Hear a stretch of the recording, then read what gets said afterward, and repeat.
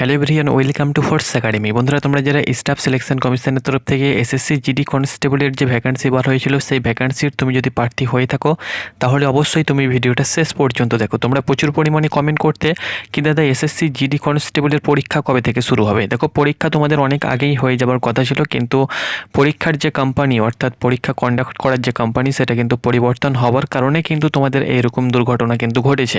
তো যাই হোক না কেন বন্ধুরা, বলতে না বলতেই তোমাদের এসএসসির তরফ থেকে স্টাফ সিলেকশন কমিশনের তরফ থেকে কিন্তু তোমাদের এক্সামিনেশন ডেট কিন্তু দিয়ে দেওয়া হয়েছে। তোমরা দেখতে পাচ্ছ আজকে কিন্তু 11 তারিখ।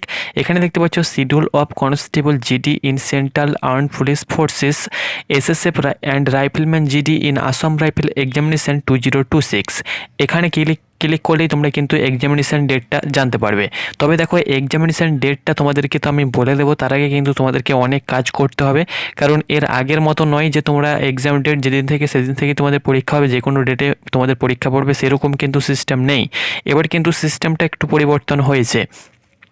তো আমি তোমাদেরকে স্টেপ বাই স্টেপ বলে দিচ্ছি, তোমরা অবশ্যই ধৈর্য ধরে ভিডিওটি দেখো, তাহলে পুরো প্রসেসটা বা পুরো ডাউট তোমাদের যেটা থাকবে সেটা কিন্তু পুরোপুরিভাবে ক্লিয়ার হয়ে যাবে। তো আমি নোটিফিকেশানটি ডাউনলোড করছি, তোমরা দেখতে পাচ্ছ লাইভ প্রুফ আমি ডাউনলোড করে তোমাদেরকে ওপেন করে দেখাচ্ছি যে নোটিফিকেশানে কী বলা রয়েছে এবং এক্সামিনেশান তোমাদের কবে থেকে, আর কি কি পরিবর্তন করা হয়েছে, কীভাবে তুমি অ্যাডমিট কার্ড পাবে না পাবে সব কিছু আমি তোমাদেরকে বিস্তারিত বলে দিচ্ছি।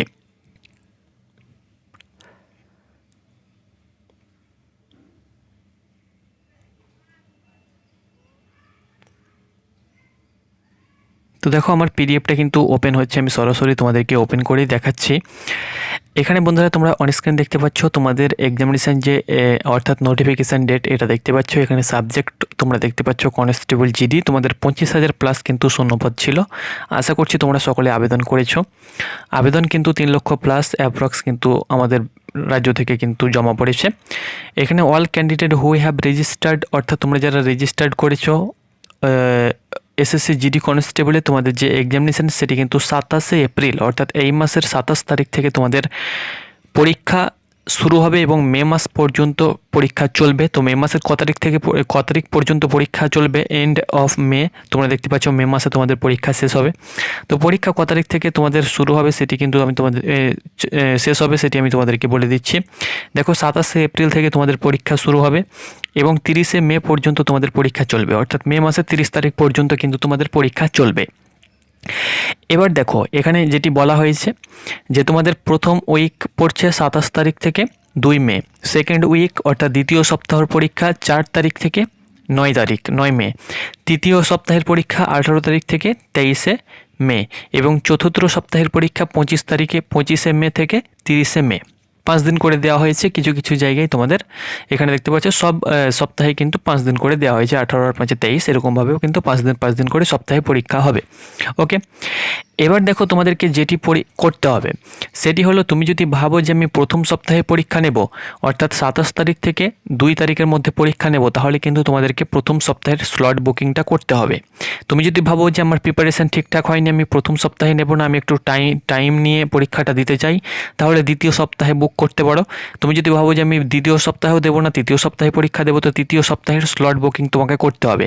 তৃতীয় সপ্তাহের স্লট বুকিংয়ের সময় দেখতে পাচ্ছ, অর্থাৎ তৃতীয় সপ্তাহে যে পরীক্ষা সেটি কিন্তু 18 মে থেকে 23শে মে পর্যন্ত তোমাদের হবে। চতুর্থ সপ্তাহে যে পরীক্ষা সেটি 25শে মে থেকে 30শে মে পর্যন্ত হবে। ওকে, এবার তোমার যেটাতে ইচ্ছা সেটা কিন্তু স্লট বুক করতে হবে। এবার স্লট বুকের ব্যাপার রয়েছে, কীরকম ব্যাপার, যে first choice, second choice, third choice, 3টে 4টে তোমাদের স্লট থাকবে। এবার তোমার যেটাতে ইচ্ছা সেটাতে পরীক্ষা দিতে হবে। এবার সাপোজ এক্সাম্পল তুমি ফার্স্ট উইকের স্লট বুকিং করলে, এবার ফার্স্ট উইকের 27 তারিখ থেকে 2 মের মধ্যে যে কোনো দিন তোমার পরীক্ষা পড়তে পারে। ওকে, এই না যে তোমাদের 3 উইক, থার্ড উইক বা ফোর উইকে পড়বে, সেটা না, তোমাদের প্রথম উইকেই পড়বে। তুমি যে উইকের অর্থাৎ যে সপ্তাহের স্লট বুকিং করবে সেই সপ্তাহেই তোমার পরীক্ষা হবে। এবার যে কোনো ডেটে তোমার পরীক্ষা হতে পারে। ওকে, এবার দেখো, এখানে কিন্তু তোমাদেরকে বলে দেওয়া হয়েছে যে স্লট বুকিং তোমরা কবে থেকে কবে পর্যন্ত করতে পারবে।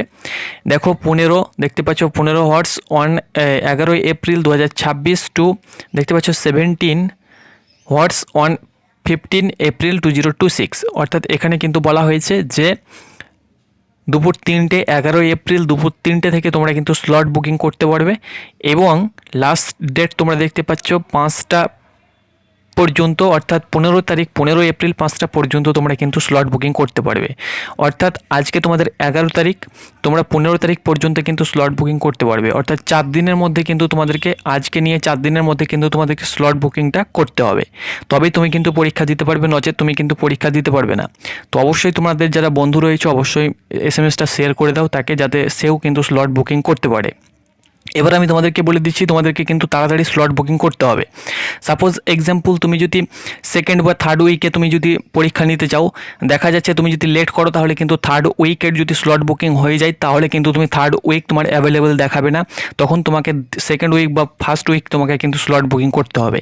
এই কারণে আমি তোমাদেরকে বলছি স্লট বুকিং কিন্তু তোমাকে টিকিট বুক, ট্রেনের টিকিট বুক করার মতন কিন্তু তোমাকে তাড়াতাড়ি বুক করতে হবে। ওকে, এটা হয়ে গেল একটা ব্যাপার।